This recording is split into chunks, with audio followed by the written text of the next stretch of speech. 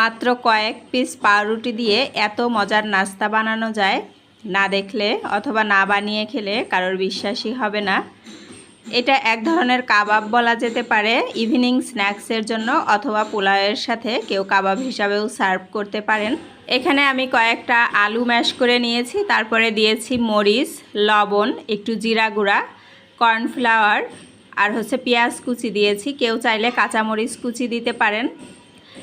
আর bread তো অবশ্যই লাগবে। আর মশলা হিসাবে আরও দিয়েছি, যেটা আপনারা দেখলেন, যে কাবাব মশলা আর একটু বিরিয়ানি মশলা। বিরিয়ানি মশলাটা খুব অল্প পরিমাণে দিয়েছি, খুব সুন্দর একটা ফ্লেভার আসে। এভাবে বানিয়ে আপনারা দেখতে পারেন, খুবই মজা লাগে। এটা মেখে আমি কিছুক্ষণ রেখে দিব, আধা ঘন্টার মতো। কেননা আমি কিন্তু পাউরুটি গুঁড়া করে দেইনি, এই জন্য যেন আলুর সাথে খুব ভালো মতো এটা মিশে যায়, এই কারণে। তো মেখে কিছুক্ষণ রেখে দেওয়ার পরে তারপরে আমি এটা বানিয়ে নিব। তো হাতে আমি একটু তেল নিয়ে নিয়েছি।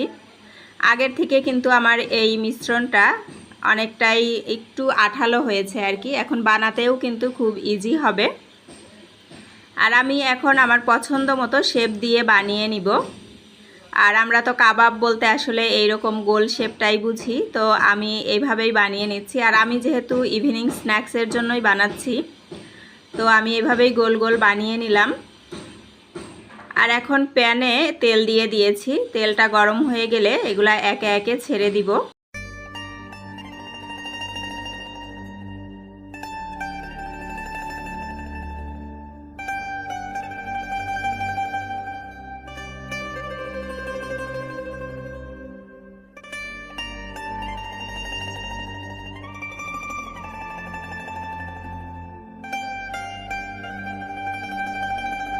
এটা উল্টিয়ে পাল্টিয়ে ভেজে নিব। এটা কিন্তু কুক হওয়ার কিছু নাই, যেহেতু আলুটা সেদ্ধ ছিল আর ব্রেড তো আর সেদ্ধ করার কিছু নাই। তো রেডি হয়ে গেল পাউরুটির কাবাব। যারা বানিয়ে খাননি তারা একবার ট্রাই করে দেখতে পারেন, আশা করি ভালো লাগবে।